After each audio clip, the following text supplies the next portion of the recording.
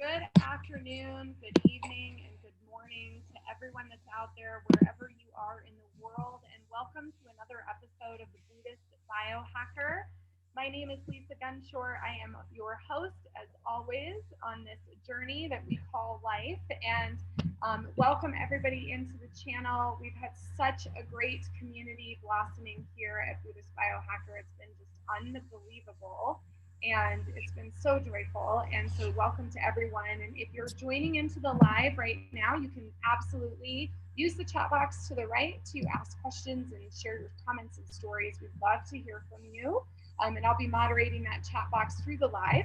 If you're listening later on the replay, or you're listening on iTunes, Spotify, Podbean, or Google Play, then you can absolutely join our MeWe forum at MeWe.com, Buddhist Biohacker. You can also make comments right here directly on the YouTube channel. If you're on Podbean, you can make comments directly on Podbean. So wherever you want to connect in, we are ready and excited to hear from you. So all of that said, welcome to another episode. Today we are with our special guest, Julie Ware. Welcome back, Julie.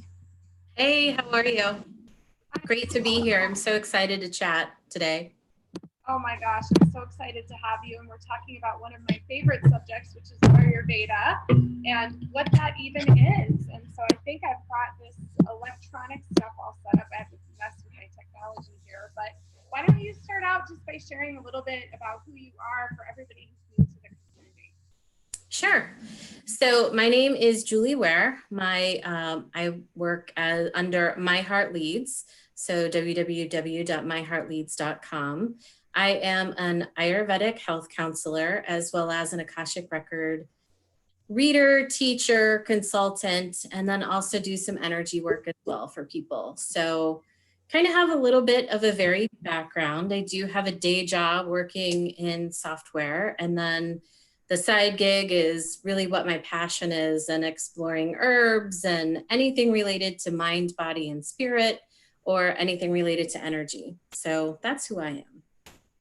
I love it. And you've been here before. We just finished our summit. You have some great presentations for that. And, you know, I think my first question, before we even dive into what Ayurveda is how did you find it? Like, what was your journey to finding your way to Ayurveda? So it's been a very interesting quest, and I've always been drawn to the natural, the holistic. When I was in my early 20s, I had, this was the last summit topic that I covered was anxiety, panic, and depression. And finding those natural remedies in my early 20s was really helpful.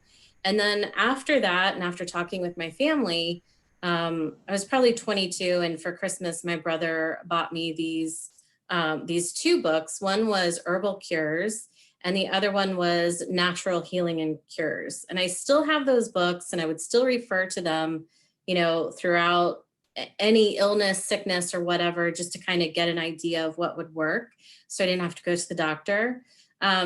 And then, you know, it just kind of became a natural progression. I always had side effects to pharmaceuticals. If I would take an antibiotic, I would often be even more sick after, with side effects, or with, you know, just little things afterward. So then probably, let's say about 10 years ago, I started getting into energy healing, more to heal myself than exploring the idea. And I was always kind of really scared of the spiritual. I went to church, but, you know, this whole thing around energy and crystals and the esoteric was a little bit, you know, out of my realm. And so I always thought it was wrong and not really the direction to go. But I had so many great results from it, just clearing out the emotional stuff and really getting connected to my mind, body, and spirit led me in that direction of the energy work. So it was not too long after that I started hearing this term Ayurveda. And I was always drawn to yoga. And, you know, in the 90s, there was this real surge of yoga studios and what is yoga? And never really got into it, but I did take one class when I was living in South Carolina, and it was so transformative.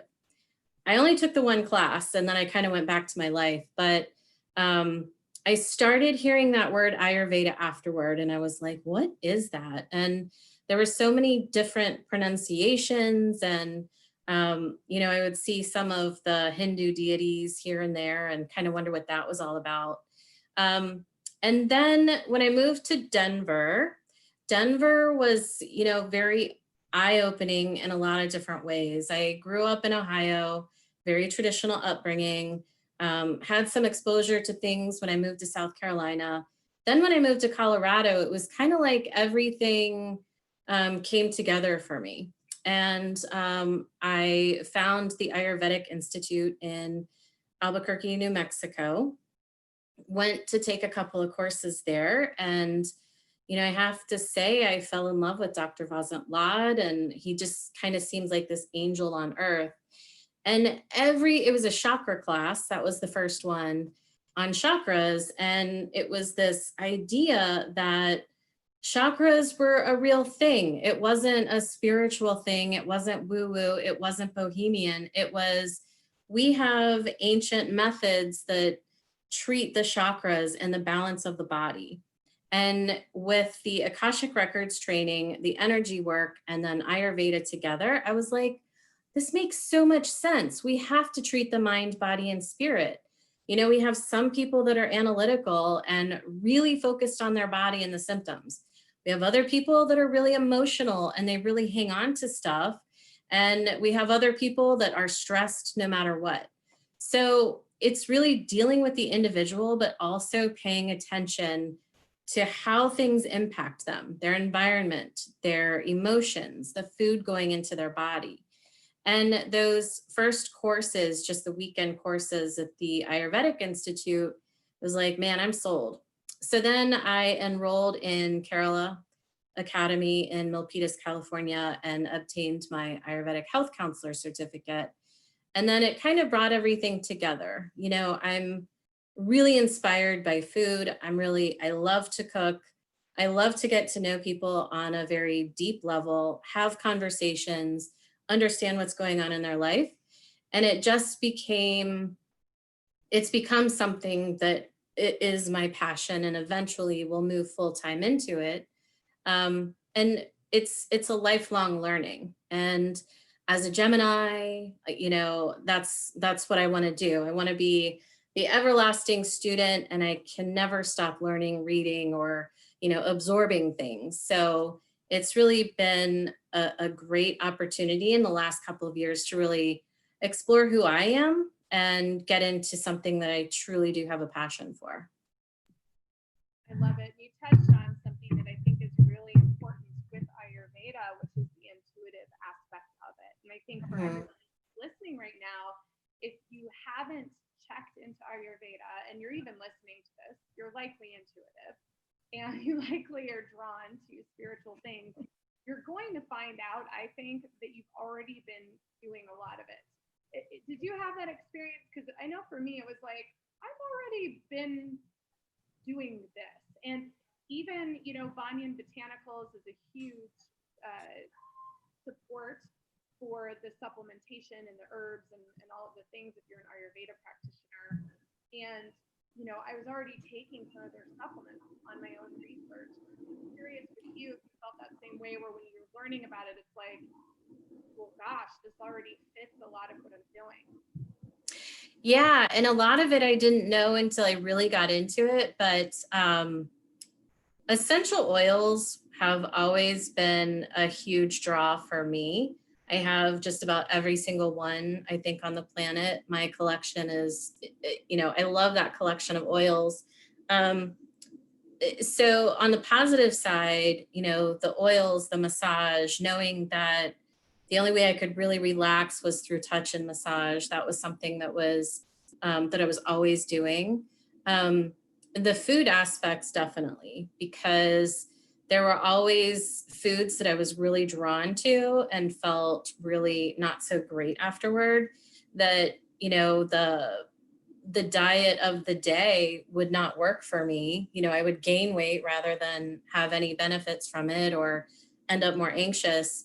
And then I knew if I stuck to the things that felt good, that resonated with me, that those things seem to work. And that's another thing, as you mentioned, I really love about it, that it really tunes into the individual and that it's more of an art than a science, that it really does look at the individual and how they react. So yeah, for sure. And it's that energy, that the energy of how foods impact you, how your environment impacts you, how the yoga practice impacts you. I mean, all of those things are so important. I've got to grab this book because I want to show it while we're talking. So I'm going to do that. sure.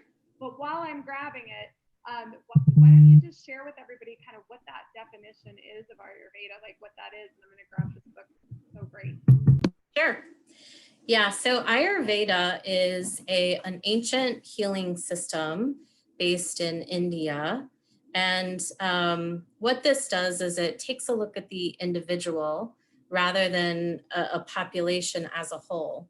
And the philosophy is that there are 3 body types. We have Vata, which is air, the element of air. So, kind of not always grounded, but also very fluid and can really adapt when they're balanced.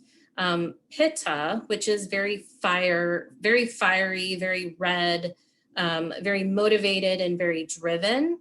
And then we have Kapha, which I like to refer to as the earth, the love of the earth, because they're very grounded, very loving in their energy, like to embrace, and also like to remain stable. So they kind of give us our foundation.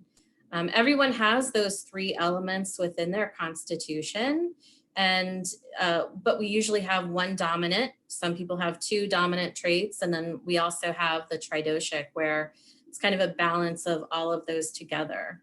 And then when we look, it's all about balance. So we want to have a balanced body. And when we get into that imbalance is when we invite disease in. So Ayurveda is really about maintaining balance at all times. And that's the definition of health, is balance in Ayurveda. So I'm excited. What's this book? Yeah, so I just got this book, and I want to say first, like, that I love your definition because it is about balance, and it's about intuitive balance. We know when we're off kilter and when we don't have enough energy. Like, we also know when we're feeling really good and we have enough energy. And one of the things that's really hit me, because I was thinking about this the other day, because we were talking about sleep and how right now we're not getting enough sleep, and that we're not getting enough sleep because we're so busy. We're like very focused, and all of us light workers, we're working and we're doing all these things. And so I was thinking about this because I thought, well, gosh, there's times where you have really deep sleep. There's times where you're up all night, right? Like, I've noticed a real correlation with the Schumann resonance, when it's really, really high, I suddenly, feel like I have all this energy, or I have a really restless night. And, when it's more calm and peaceful, I'm sleeping and have lucid dreams. I mean, you just notice these things. And so I think of Ayurveda and what you're saying about balance, because it's not about being the same all the time. Mm-hmm. It's really about being balanced in the moment, and it's about the imperfection of the body being the perfection. I feel that's important for folks to understand. Absolutely. Like, when you're tired, you rest. When you're full of energy, you do your creative projects. When you're, things are going to ebb and flow, especially with women. I mean, more so than men, I think. Mm-hmm. Yeah, absolutely. Absolutely agree with you, for sure. We have to grow. We have to change. We have to readjust, for sure. So I got this little book because we're talking about yoga, and, I'm a yoga instructor, and really, my training is in Hatha Yoga, just alignment yoga, vinyasa, just your basic training. But I've really been very interested in yoga tantra, yantra yoga, Tibetan yoga. So I've really been down a rabbit hole with all these different yoga. And I came across this book that I wanted to share with you that's by Dr. Ladd, and it's called Ayur Yoga. Oh, and nice. You guys, it's like really inexpensive online. I think this was like $5 or something. And it actually shows you based on your dosha. Let's see if I can find the little photo. But like it says like for Kapha, and it tells you like what kind of pranayama to do, what kind of meditation, and then it gives you an asana that's Kapha based. So it's really cool. Perfect. Really little book. Look, it's 24 pages. I mean, it's not even anything. But I just wanted to share that for you, but also for everybody listening, because this is a really great, if you haven't done a lot of yoga and you just want to practice some yoga, this is really good. And it gives you this, I love this. This is your morning flow, and it goes in the circle of the asana from birth to death. And then this is your evening flow. So, and they're very basic. I mean, it's really, really just some basic asana practices based on Vata, Kapha, and Pitta doshas. So just something to share, because I thought it's just so cool. I mean, I swear, I think it was like $8 or $4. I don't even know. It wasn't very much. And you're right, Dr. Ladd is brilliant.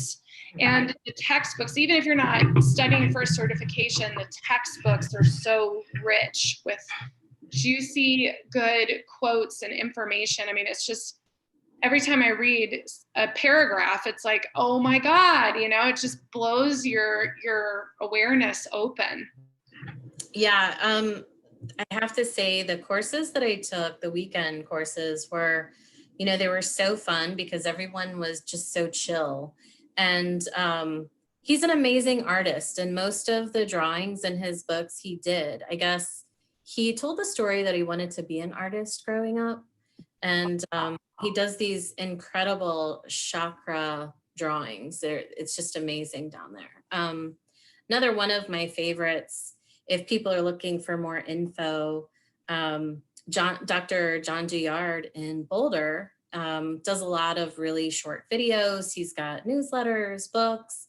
I think he was a chiropractor and then added Ayurveda, spent some time in India studying. And he just gives really quick bites of information, focuses on a topic, and kind of digs into some of the causes of disease and what you can do to kind of treat those. So those are, two really great resources out there as well. And maybe we can get yoga. Yeah, maybe we can get those in the show notes so we can get those links so that they can connect in with that. Sorry. Yeah. Oh, no problem. Yeah, so what else do you want to say about Ayurveda? That's just the beginning. And for everybody who's watching live, throw your questions out, please. We would be happy to answer those questions for you. I see you guys are in the queue there, so go ahead and throw up those questions if you have them. But, where do you want to go from here, Julie? What are your thoughts on what's next with Ayurveda? What is next? Well, I see just people really looking for different solutions. I think with, what's happening now, let's look at the current state of the US and COVID and people trying to find new methods for immunity and make sure that they're at their peak of fitness. You have Ayurveda, which is, the focus on more, food element, perhaps some herbs and supplements, and then you have yoga. So you have all of those elements together. You've got the physical movement as well as everything going into your body.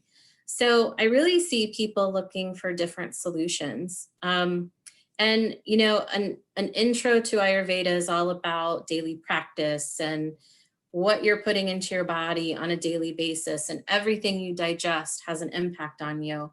But there's also other practices too, the psychology of Ayurveda. There's Sanskrit where, there's an entire language to kind of help make the body healthier. And it is just such a wide and broad healing system and it's been around for 2,500 to 5,000 years. I mean, it's an ancient science that I think is going to have more of a research here because people are looking for other ways to heal. They just don't know what they're looking for. So, there's Ayurveda, there's traditional Chinese medicine, there's the Western medical system, and whatever resonates with you. I feel like one of a big purpose of mine is to help people find those alternative methods for healing. And maybe it's a combination of all of those things together, but it gives us options. We don't have one path that we need to take. We have multiple options that we can explore. Yep, totally agree. And let's talk about the daily routine a little bit because, it's called Dinacharya. And I'm curious what it's really changed the way that I live. And there were many things I had in place without knowing it prior to even really going into a certification as a practitioner because of my health issues in the past. I had to do things differently in order to clear my lymphatic system and, went dry brushing, those kinds of things. But once I changed to a full Ayurvedic routine, my skin cleared up and I feel better. And so I'm curious, what's your Dinacharya? Like, what are some of the things are like must every day? So I break the rules a little bit. The recommendation is rise with the sun and kind of go to bed with the moon. And I do follow that. So since I started really following a daily routine, I don't have any problem getting up with the sun. And they also, there is kind of that idea that you get up with the sun, you drink some water and do some yoga, do some exercise. I actually get up and I need that time to kind of center myself again. So I felt kind of guilty about it at first, but I take that time between when I first wake up and when I start work to just kind of chill out, talk with my dog. But that gets me ready for the day. That's my time. And I feel like that sets the pattern. For me, I get up, I have my own time, I go to work because I'm working from home now. And then at the end of the day is when I do my daily walk with my dog. Then I have dinner before 6 o'clock. And then I have some chill time after dinner and just kind of relax and decompress. I'm a mix of Kapha Pitta. So I have to move. I have to physically move to make sure that the ama or emotions, those kind of negative emotions don't build up. I need to digest the ama by physical movement. But the Pitta is kind of this go, go, go, but a little bit anxious, a lot anxious when it's really out of balance. So I need to move, but I also need to chill out. So, and I have to do that in the evening. I've been trying to switch that, but those daily habits, just the time to myself in the morning, as well as the walk in the evening, have completely transformed my life. Haven't been doing as much yoga, but I get that walk in, which is the physical movement, and that's what keeps me grounded and balanced. So I've also switched to regular meal times. So I have pretty definite meal times, and it's pretty much all cooked vegetables, vegetable soup, very light all the time, just because as a Kapha person, you have a tendency to hold on to the food that you put into your body. So daily routine, absolutely life-changing. It doesn't seem like it's going to be that big of a deal, but that schedule really does help keep you grounded and really keep you motivated to making your health a priority, I have found. How about you? I'm curious about some of your daily practice as well, because I know that you did a major life transformation with some of your health issues. Yeah, I definitely did. So I really am very disciplined with some specific things. One is tongue scraping. And it's pretty bad. The thing about tongue scraping, and everybody who's listening, if you don't know anything about tongue scraping, you're missing out. But once you start tongue scraping, it's like I don't even want to swallow in the morning before I scrape my tongue. It's like a very like thing for me. And, you know, my teacher had said, you know, your body spends all night long working so hard to get all that stuff up that's on your tongue, you know, and get it out. And so I tongue scrape first thing in the morning. I also love rose water on my face. Like that's definitely a thing for sure. So first thing in the morning, I do cool water on my face. I spray rose water on my face. Beauty Counter is amazing company for clean beauty, and they have a rose water that's really, really good. So I do that. And then I tongue scrape and do all that stuff. I dry brush in the shower every single time, and I oil after every single shower. So I'm Vata Kapha. So I have a very unique dosha, which is funny because almost everyone who comes to me for a consultation and works with me as a patient are Vata Kaphas. And Vata Kapha is tricky because Vata is very creative and psychic and airy and floaty, and you want to move all the time, but then you have this Kapha that's like holding you down, expanding your energy field, you know, keeping you full, all of those things. And so Vata Kapha is a hard dosha to balance. And so what I've learned is oiling my body is really, really important, and ingesting oil. So getting fats on my body and in my body that are good, clean fats. So coconut oil, avocado, good quality olive oil, sesame oil. I do use Vata Kapha. So Banyan has Vata oil, massage oil, and Kapha massage oil. I actually mix them together.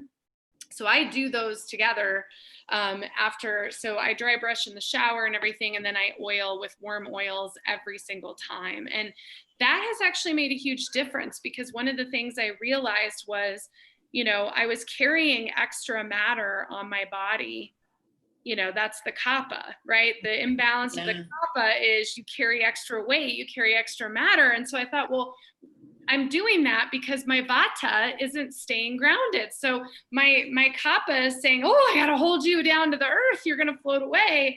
And so I really had this lifestyle change where I realized I have to ground myself and hold myself into the earth and create positive Kapha balance, rather than having it be the negative balance, which is excess matter and excess ama. And so that's one of the biggest things that's changed for me, is the oiling. And my skin is like amazing after, I mean, it's completely changed since then.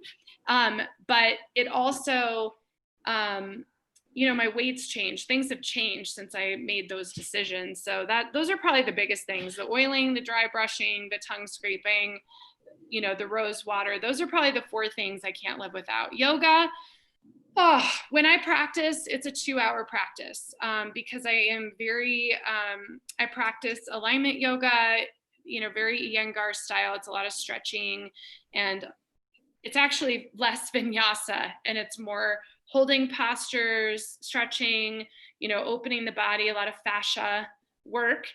And so I haven't done anything for the last 2 weeks. I mean, no joke, with the summit and everything. It's just been awful. And so, you know, I really need to get on it. Is my point. So I actually, since the first of the year, I practiced 2 hours a day, like every day, until the last 2 weeks. And then it's like, I've gone way off the wagon. So that's where you have to embrace your imperfections, right? Sure. Yeah. And intention is such a huge thing too, you know, and you were doing such a positive thing in those last couple of weeks. So yeah, it's true. It's true. But you get to that point, like I'm sitting on a tall chair right now, and I do have my yoga pants on. So I'm ready to go do some yoga. But it's pretty funny because you get to this point, and I don't know if you've experienced this, Julie, but like you've got to move. Like it's an energy thing. Like it's like I've got to move my body because my energy is stagnant. Do you get that? Yeah.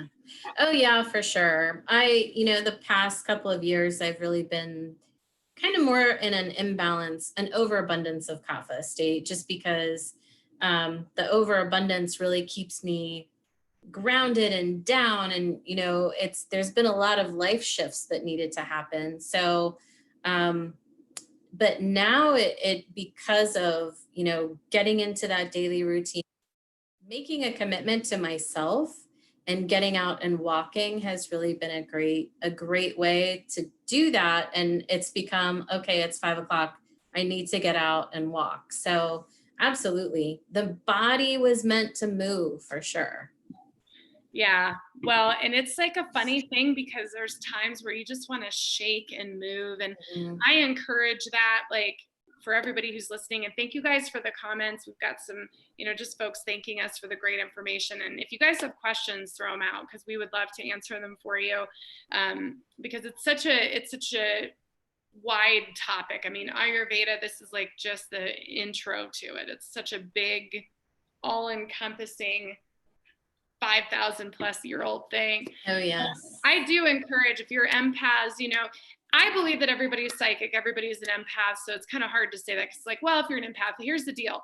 We all are. But if you're sensitive enough to subtle energies at this point in whatever your practice is, your spiritual practice, your life practice, whatever, if you notice that stagnant energy, like, don't be afraid to like hit or rub, that's part of Yeah, the Tibetans, you'll notice that the Tibetan lamas, kind of do this kind of thing and like clear their energy field or like shake off stuff. Like, don't be afraid to like be kind of a weirdo, I think. Don't you think? Like, it's okay to be like, sometimes like when the kids are at school, which, it's summer, so everybody's home, you're seeing them wander all around my house right now. But, when they're at school and my husband's at work and I don't have clients or a show, I spend quite a bit of time just kind of like rolling and rubbing and smacking and moving because you want to move that energy out. You got to clear it out. It's changing and transforming our molecular structure by doing that. Oh, yeah, for sure.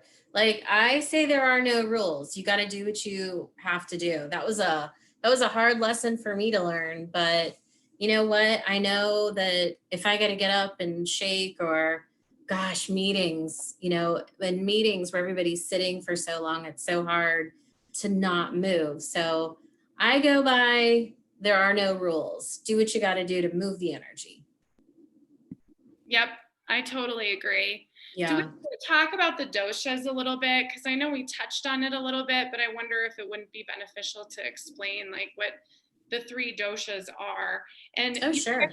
Don't get attached to this, by the way, you guys. Like, you have a dosha balance. Right. And you're born with a prakriti.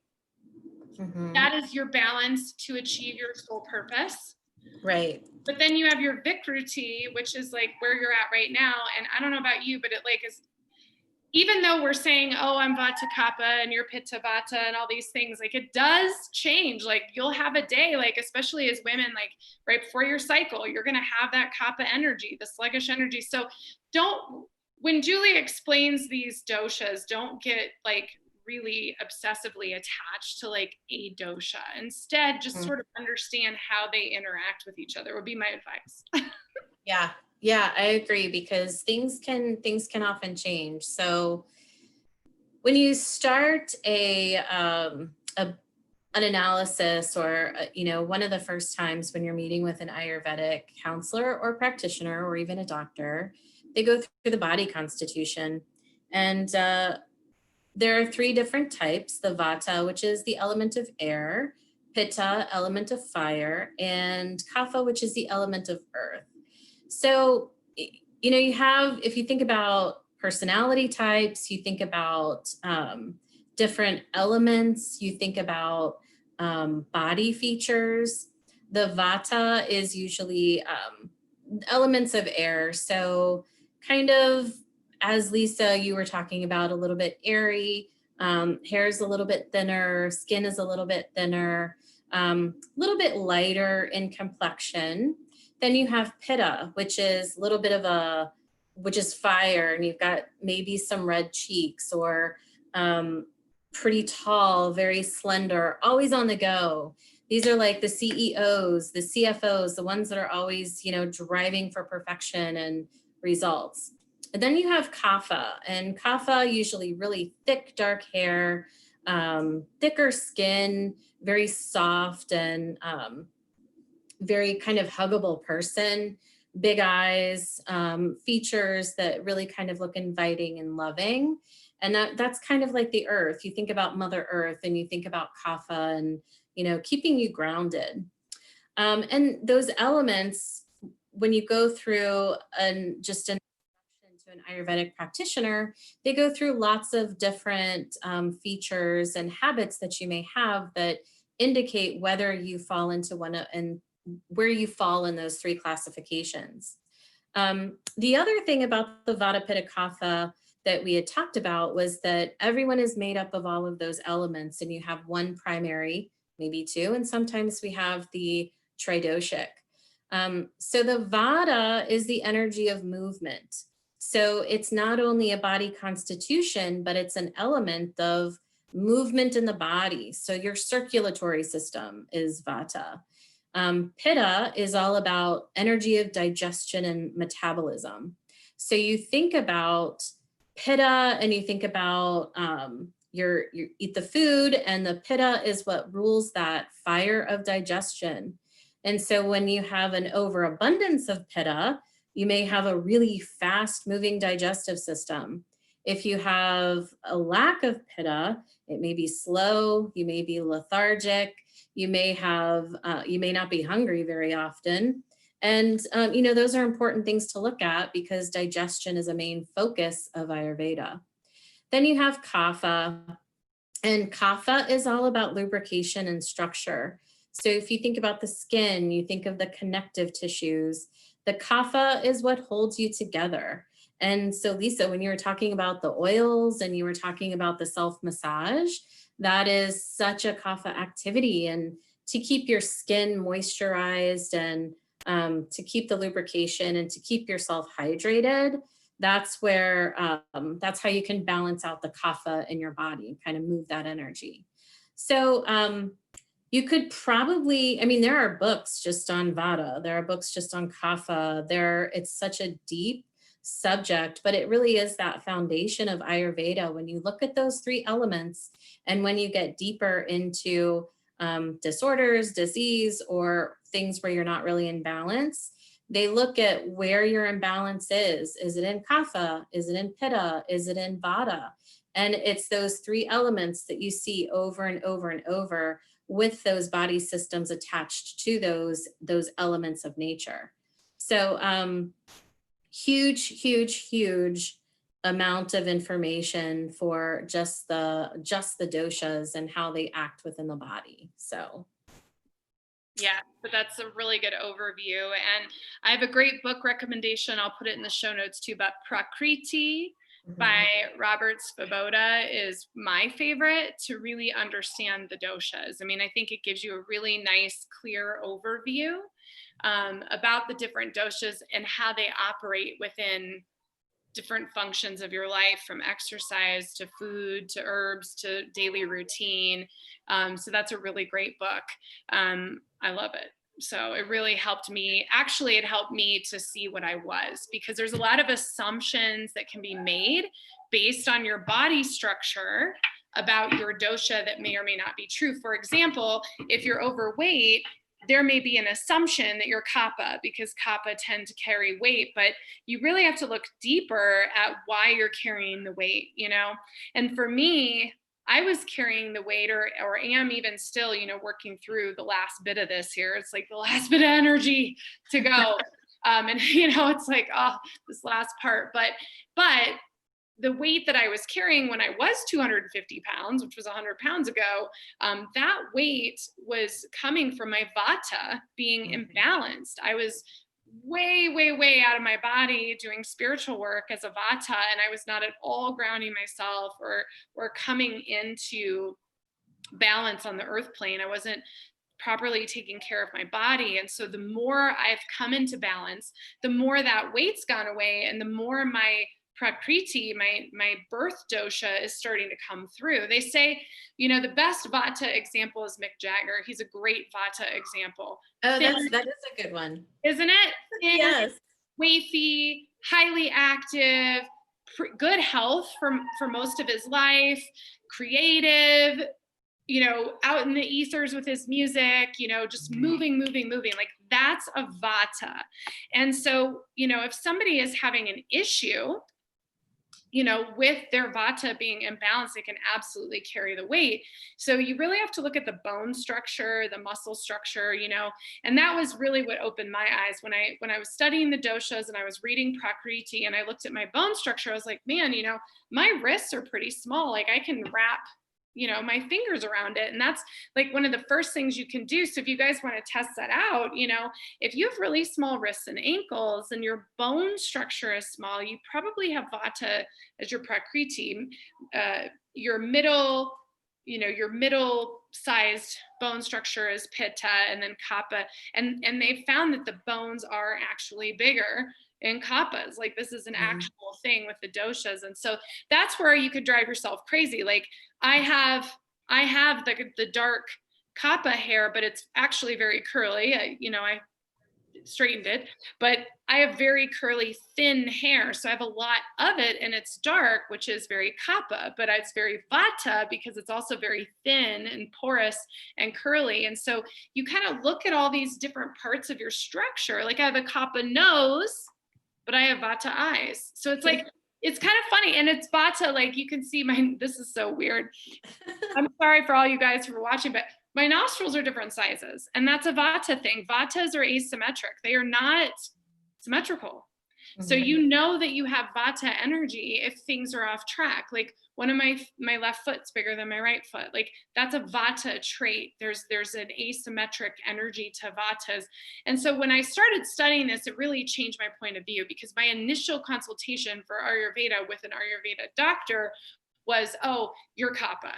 You're bigger, you have these issues. And it's like, so how I was eating was very kapha, which is actually not correct. So I've learned just in the last 6 months that, the amount of meat I was eating, what I was doing was actually wrong information. And that the more I've gotten to know my own body, and that is where Ayurveda, you must learn to connect with your own body. You must use your intuition. And that's what's so great about it.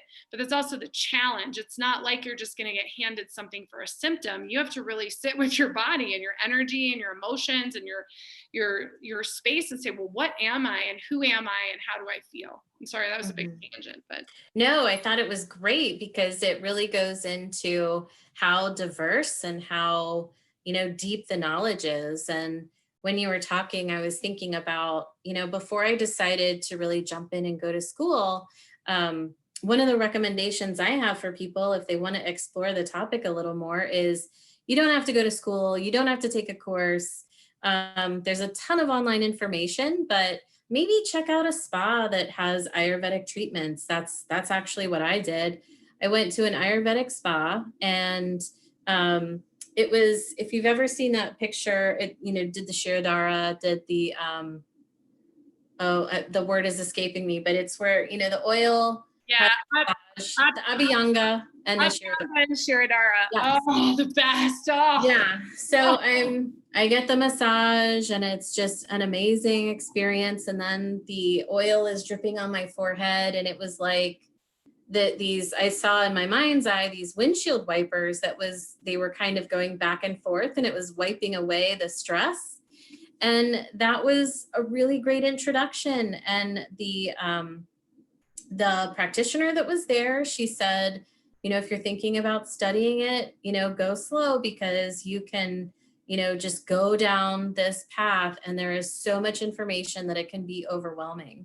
So, check out a cookbook or check out some online videos, find an Ayurvedic spa that does some treatments, and, they'll do a quick body constitution and make some recommendations for you. You don't have to go really, really deep into it right off the bat, but it's so healing for so many people. So I'm in love with it.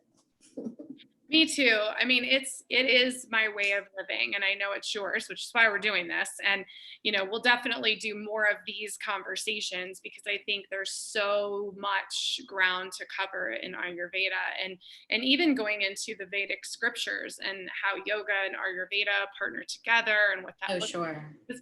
It's all about a way of living. It's not at all about like you were saying, the diet of the day or the quick fix or it really is changing your lifestyle. Like just getting rid of all the products. I mean, that was like a huge thing, you know, at the end of last year, I thought, okay, it's time to really change the way that I'm living. And, you know, I'm really conscious and clean with a lot of my stuff. So even that is saying a lot, because it's like, well, geez, I was already doing a lot of things, but even that, like, I got rid of every product.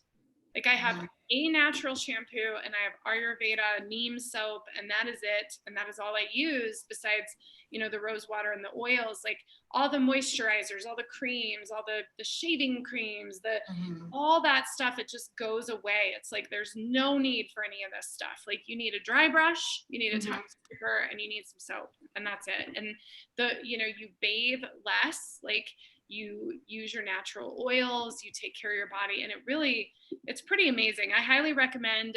So if you go to Banyan Botanicals, they have a lot of great resources, and they have a blog on Dinacharya. That would be a great one.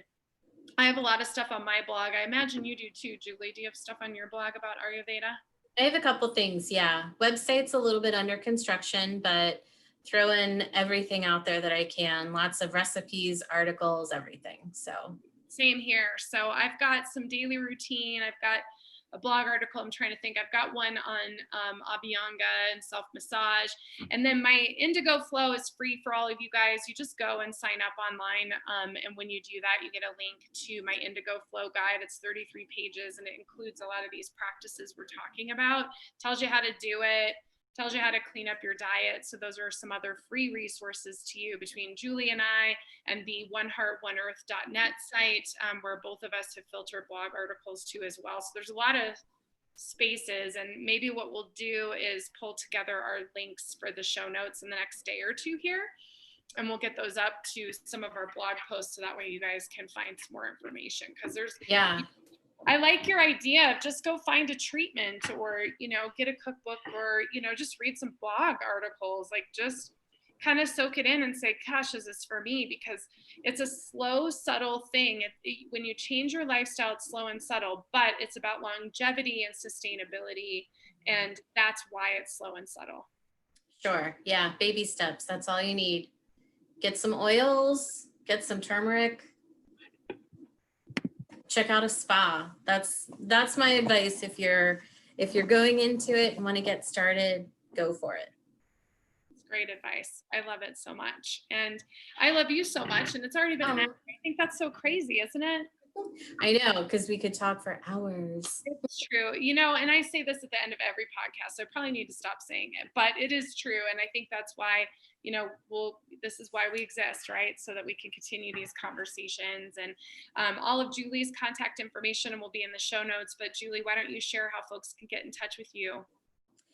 Feel free to send me an email. I'm at Julie, Julie, at myheartleads.com. My website, myheartleads.com. You can find me on Facebook, Instagram, and I'm also on MeWe. Awesome. Well, thank you so much for everybody who's listening and participating. Really appreciate it. If you have more questions or comments, you can definitely join us on our MeWe forum for Buddhist Biohacker. You can also just comment right here on the YouTube video. And thank you so much, Julie. She'll be back very soon. We've got lots of stuff upcoming. So thank you. Thank you, everybody. Yes, have a great, great day.